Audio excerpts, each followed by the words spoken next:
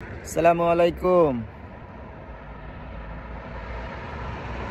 বাইরে বসে আছি, বাসের অপেক্ষা করতেছি। দীর্ঘ সময় হয়ে যাচ্ছে, প্রায় আধা ঘন্টা থেকে বাসের অপেক্ষা করতেছি। আজকে হয়তো একটু লেট হতে পারে, তবে কখন আসবে জানি না। টাইমটা একটু ডিফারেন্স হয়েছে মেবি। আর বর্তমানে যেহেতু বসে আছি, এই জন্য ভাবলাম আপনাদের সাথে একটু সময় কাটাই। একটা কথা বলি আপনাদেরকে, যারা আপনারা ইউরোপে আসবেন, রোমানিয়াতে বলেন, অন্যান্য কান্ট্রিতে যারা আসবেন, এই দেশের মানুষের ব্যবহারে আপনারা মুগ্ধ হয়ে, কারণ এখানের প্রত্যেকটা লোক আপনার সাথে এমনভাবে কথা বলবে, মানে খুবই অমায়িক আপনার কাছে মনে হবে। তবে একটা বিষয়ে খুব বেশি সতর্ক থাকবেন, সেটা হচ্ছে আপনারা কখনো কাউকে ঋণ দিবেন না। কেউ যদি টাকা চায়, টাকা ধার দেবেন না এই দেশের মানুষদেরকে। কারণ আমি এখানে যখন আসছিলাম প্রথম অবস্থাতে, আসার পরে আমার সাথে মানে সুপারভাইজার, সে আমার কাছ থেকে টাকা নিয়েছিল ধার, প্রায় 1700 লেয়ের মতো নিয়েছিল রোমানিয়াতে।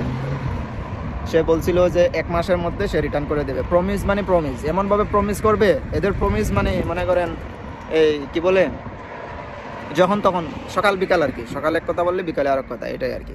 তো এদের প্রমিসটা না একদম মানে ঠুনকার উপরে চলে যায় এরা। তো আজ হয়ে গেছে 7 মাস হয়ে গেছে, এখনো পর্যন্ত সে টাকা রিটার্ন দেয় না।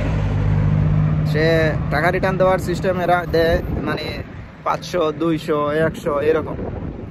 তো এই জন্য বলি, আপনারা এখানে আসার পরে তাদের ব্যবহারে আপনারা কখনো মুগ্ধ হবেন না, সেটা মাথায় রাখবেন। প্রথম অবস্থাতে কাউকে টাকা দিবেন না, ঠিক আছে? এটা আর কোম্পানির রুলস কিছু, মানে ওরা কিন্তু করে, ওই প্রায় সময় লোকেরা আমাদের আগে যারা আসছে বাংলাদেশিরা, ওরা পালিয়ে যায় কোম্পানি থেকে। ওরা পালিয়ে যাওয়ার কারণে ওরা কি করতেছে, এই সিস্টেমটা মানে সিস্টেম করছে যে আসার পরে আপনার কাছ থেকে ঋণ নিয়ে নেবে। বুঝতে পারছেন? মানে এমনভাবে ব্যবহার করবে, আপনি ওরা ঋণ দিতে বাধ্য। তো যদিও ঋণ দেন, 100-200 উপরে দিয়েন না। আমার মতো বাসও খাইবেন না।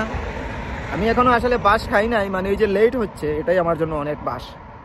কারণ বাংলাদেশ থেকে যারা আসেন আপনারা, আমরা সবাই তো ভাই কারো না কারো কাছ থেকে ধার নিয়ে আসি, ঋণ করে আসি, লোন তুলে আসি। এগুলা দিতে তো আমাদের অনেক সময় হিমশিম খেয়ে যায়। তো এই জন্যই আমি আপনাদেরকে বলি, আপনারা কখনো কাউকে এদেশে আসার পরে কোনো লোককে, আপনারা কোনো কলিগ বলেন, বস বলেন, সুপারভাইজার বলেন, কাউকেও আপনারা টাকা দিয়ে ভালোবাসা দেখাইয়েন না, ঠিক আছে? আমার মতো বাস খাইতে হইব তাইলে। আচ্ছা, এবার আসি, অনেক সময় এটা নিয়ে বকবক করলাম। এবার আসি, বাংলাদেশে কবে রোমানিয়া এমবাসি আসতেছে। আসলে এটা যদি আমি বিস্তারিত আলাপ করি, শেষ মুহূর্তে আর কি দাঁড়াইবে কি, মানে বৃথা, কিছুই হবে না এরকম আর কি। তবে একটা সময় হবে। অনেকে বাংলাদেশে আমার ভাই ব্রাদার অনেকে কিন্তু তাদের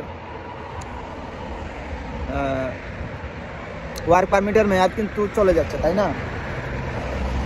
যে যেভাবেই পারেন দেখেন ইন্ডিয়ার বিষয়টা লাগানো যায় কিনা, এটা নিয়ে আসলে অনেকে কাজ করতেছে না যে তা না। ইন্ডিয়া তো আমাদের সবসময় মানে পাস দিতেছে, সেটা আপনারা জন্মের পর থেকেই জানেন, প্রত্যেকেই, তাই না?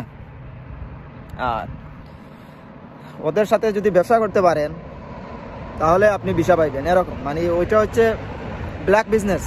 আপনি টাকা দিলে আপনার ভিসা দিচ্ছে, টাকা নাই ভিসা দিচ্ছে না, এরকম। যাই হোক, যেটাই হয় চেষ্টা করুন আপনারা ভিসাটা লাগানোর জন্য। তবে আমি মনে করি সবচাইতে বেটার এই মুহূর্তে বাংলাদেশ থেকে রোমানিয়ার জন্য ফাইল দিয়েন না কারো কাছে জমা। আপনারা পাগল হয়ে যায়েন না, প্লিজ। আপনারা একটা কাজ করতে পারেন, সামনে মালয়েশিয়া ভিসা খুলবে, মালয়েশিয়াতে আপনারা ট্রাই করতে পারেন। মালয়েশিয়াও একটা অনেক ভালো একটা দেশ, এর আগেও আমি ওখানে ছিলাম মালয়েশিয়াতে। তবে যেই জায়গায় আমরা বাংলাদেশিরা বেশি চলে যাই, আসলে ওই জায়গার মধ্যে একটু সমস্যা হয়, স্বাভাবিক। তবে সবার প্রত্যেকের উচিত বাংলাদেশ থেকে যারা বাইরে যাবেন, মিডল ইস্টে বলেন বা ইউরোপে বলেন, কিছু ইউটিউবে নিয়ম নীতি, চলাফেরার সিস্টেম কি, ওগুলা জেনে যাওয়াটা সবচাইতে উত্তম। কারণ আমাদের 2-1 জন যদি আমরা ফল্ট করে ফেলি, তখনই আসলে পুরা জাতির উপরে কিন্তু এটা প্রভাব পড়ে, বুঝতে পারছেন? বিশেষ করে মালয়েশিয়াতে যারা আছেন, একটু যদি 19 থেকে 20 হয়ে যায় পুরা জাতি নিয়ে ওরা চিন্তা করে কি আমরা মনে হয় একটা ঘরের ভিতর থেকে আসছি, ওরা জানে না যে আমাদের এত মানুষ আমরা বসবাস করি।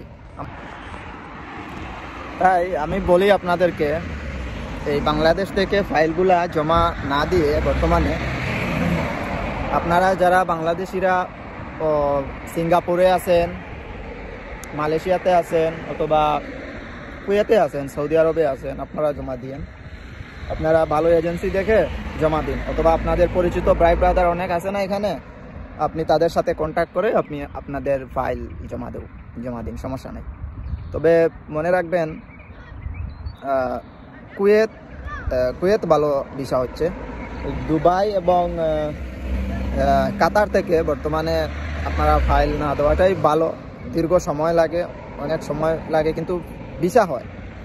কাতার থেকে কিন্তু ভিসা হয়, আপনারা এটা নিশ্চিত। তবে এমবাসি ডেট পাওয়া এবং দুবাই থেকে এমবাসি ডেট পাওয়া সো হার্ড, অনেক লেট। আপনাদেরকে সময় নিতে হবে, কমপক্ষে 1 বছর হাতে নিয়ে আপনারা কাতার এবং দুবাই থেকে জমা দিতে পারেন।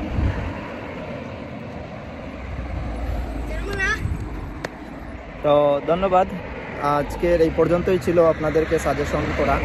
আসলে এটা একটা সাজেশনমূলক, সবই তো আমি আপনাদেরকে বললাম। এখানে আসার পরে টাকা পয়সা দিবেন না, অথবা বাংলাদেশ থেকে বর্তমানে ফাইল আপনারা জমা দিয়েন না। বাংলাদেশের বাইরে যেসব কান্ট্রি আছে ওইগুলা থেকে দিয়েন। এবং বললাম যে আপনারা আর কি বলছি, কাতার এবং দুবাই এই 2টা দেশ থেকে আপনারা ফাইল জমা যদি দেন, তাহলে আপনারা বৎসরখানেক হাতে সময় নিয়ে জমা দিবেন। এটাই আমার বলার ছিল। ওমান থেকে আপনারা দিতে পারেন, সমস্যা নাই। অন্যান্য দেশ থেকে ভিসা হচ্ছে, ভালোই হচ্ছে, এটাই আর কি। তো আজকের ভিডিওটাই মূলত ইনফরমেশন, মানে সাজেশন দিলাম আর কি এইভাবে। তো ভালো থাকবেন, পরবর্তী ভিডিওর জন্য অপেক্ষা করুন। দেখি ভালো নিউজ দিতে পারি কিনা, এর চাইতে ভালো একটা নিউজ আশা করতেছি। তবে কবে আসবে বুঝতে পারতেছি না। আসার সাথে সাথেই আমি আপনাদেরকে ভিডিও হোক অথবা পোস্টের মাধ্যমে আমি জানিয়ে দেওয়ার চেষ্টা করব। ধন্যবাদ, আসসালামু আলাইকুম, ভালো থাকবেন।